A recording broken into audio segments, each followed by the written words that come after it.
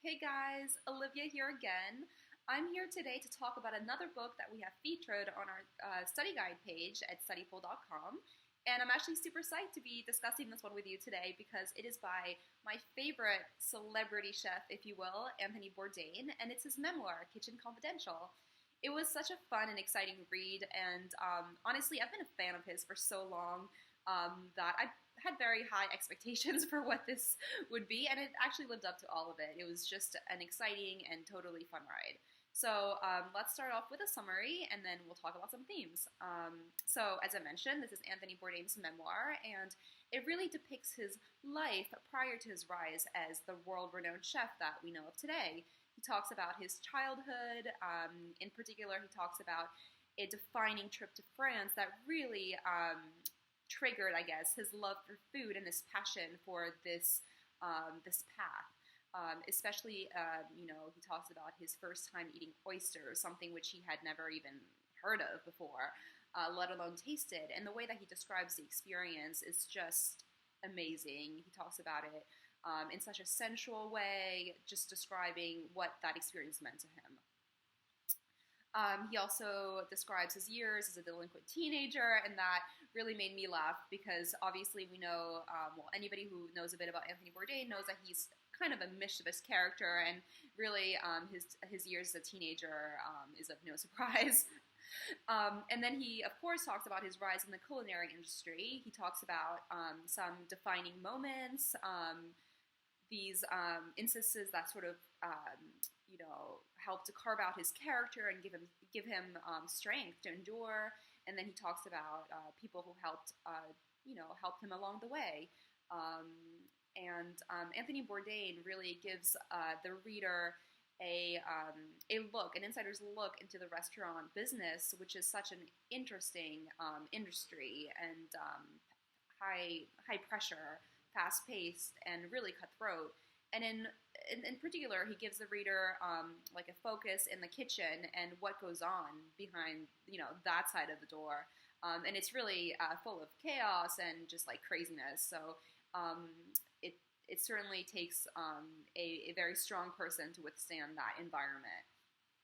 Kind Bourdain gives anybody aspiring to work in this field some advice and practical advice, and also how to kind of rise in the industry, but is so adamant over and over and over again. He couldn't stress enough, really. Just he cautions the reader like not to attempt, not to go through with trying unless you're ready to sacrifice it all, like your well-being, your personal life, your even your health at times, and to be ready to shed tears, sweat, blood, everything. There's one particular instance that he described that really highlights how difficult and demanding this path is. He's at the Culinary Institute as a student, and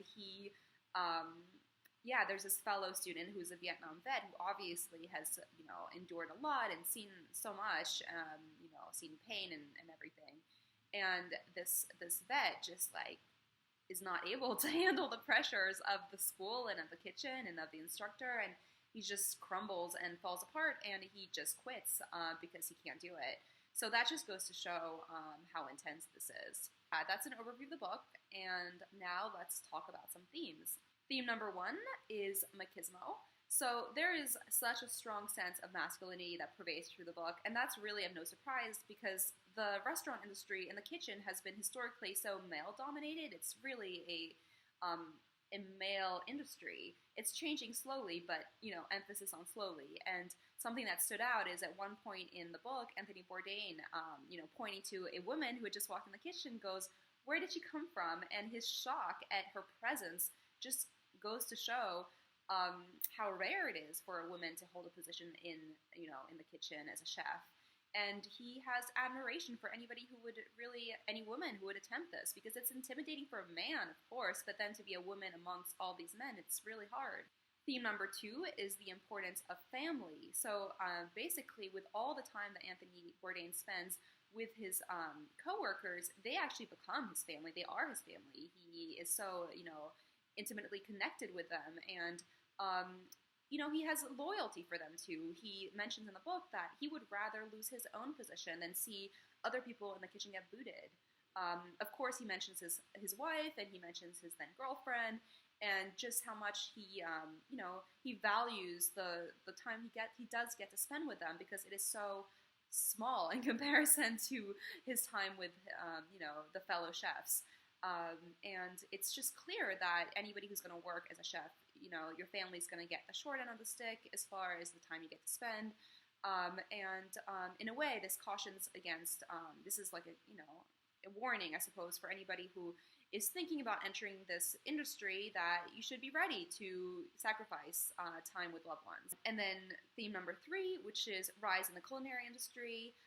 Well, the restaurant world is notoriously difficult to break into, and Anthony Bourdain, he just goes on and on stressing that it's not nobody's going to succeed overnight. It's an endurance test, really. It's a test of patience.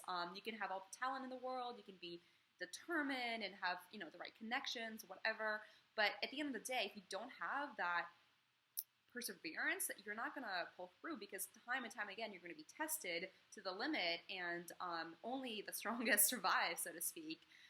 Anthony Bourdain, he has a ton of character, which is evident in the book and evident to anyone who's who knows a bit about him. And so it takes a very, very strong person to withstand and to succeed in this industry. There you go. There's an overview of the book, which I hope helped you get a taste of it.